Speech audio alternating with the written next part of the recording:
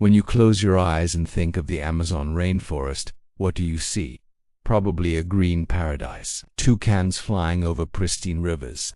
The lungs of the world breathing oxygen for humanity. It is a beautiful image. But it is a lie. The Amazon you see in documentaries is dead. The real Amazon, the one happening right now, is a war zone. It is not ruled by the Brazilian government. It is not protected by environmentalists. It is held hostage by heavy artillery, fast boats, and multinational criminal organizations. We are talking about a region larger than Western Europe that has become the world's biggest crime scene. And here is the irony. The world blames Brazil for cutting down trees, but nobody talks about why the trees are falling. They aren't just selling wood. They are clearing the land to build landing strips for cocaine planes. Welcome to the Amazon underworld.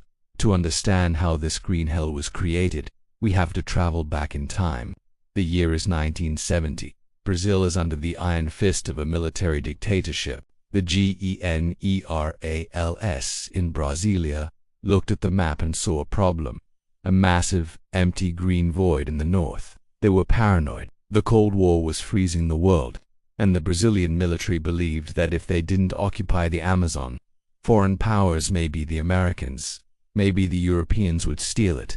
So, General Emilio Medici launched a colossal project. His slogan was famous: "A land without men for men without land." The plan was to slice the jungle open with a 4,000-kilometer highway, the Trans-Amazonian. It was supposed to be a symbol of progress. Instead, it became a monument to failure. Thousands of poor workers were sent into the jungle with promises of wealth. What they found was malaria, yellow fever, and mud. The soil of the Amazon is not like the soil in the south. It is fragile. When the rains came, the road dissolved. Vehicles were swallowed by the earth. By the late 70s and 80s, the government realized the project was unsustainable and slowly pulled back. But they made a fatal mistake. They left the infrastructure behind. The clandestine airstrips, the dirt roads, and the small river ports remained. The state left a vacuum of power. And in geopolitics, power hates a vacuum. Something else moved in to fill the gap. Fast forward to the 21st century. Brazil shares borders with Colombia, Peru, and Bolivia, the three largest cocaine producers on the planet. For decades, the drug routes went through the ocean or the skies. But radar technology got better. So, the cartels looked at the map and saw exactly what the military saw 50 years ago. The Amazon rivers. Today, the Amazon serves as a superhighway for drugs. Brazil's two most powerful criminal factions, the PCC and the Red Command, migrated north. They realized that controlling the favelas in Rio de Janeiro wasn't enough. To own the market, they needed to own the logistics. They formed alliances with local gangs. Now, the rivers are patrolled by Amazon pirates, men armed with military-grade rifles who storm boats, steal fuel, and transport tons of pure cocaine toward the Atlantic ports. This is where the story gets darker. You might wonder, what does drug trafficking have to do with deforestation? Everything. The drug business generates billions of dollars in cash. You cannot deposit billions in a bank without raising alarms. You need to wash the money. And the Amazon is the world's biggest washing machine.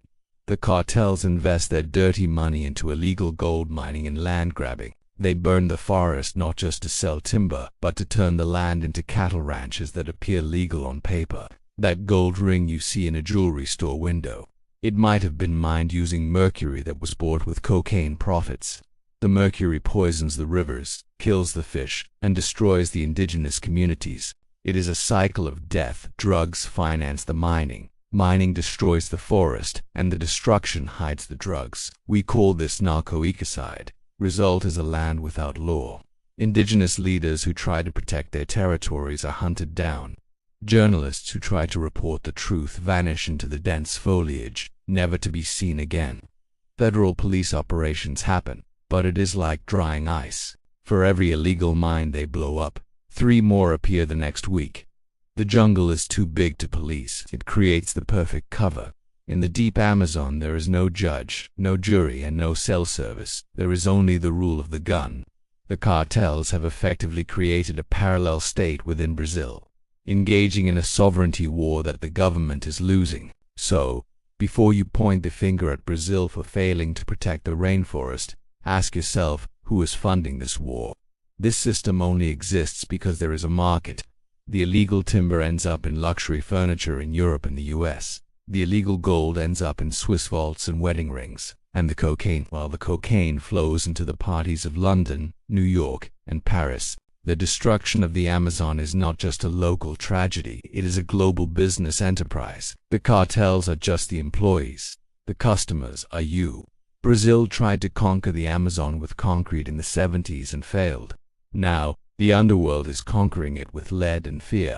History teaches us that when a territory becomes lawless, it doesn't just stay quiet, it exports its chaos. The Amazon is burning, but this time, the smoke smells like gunpowder. Thank you for watching. If you want to understand more about Brazil's hidden history, specifically how we almost joined the Axis powers in World War II, click on the video on your screen right now. Don't forget to like and subscribe for more dark history.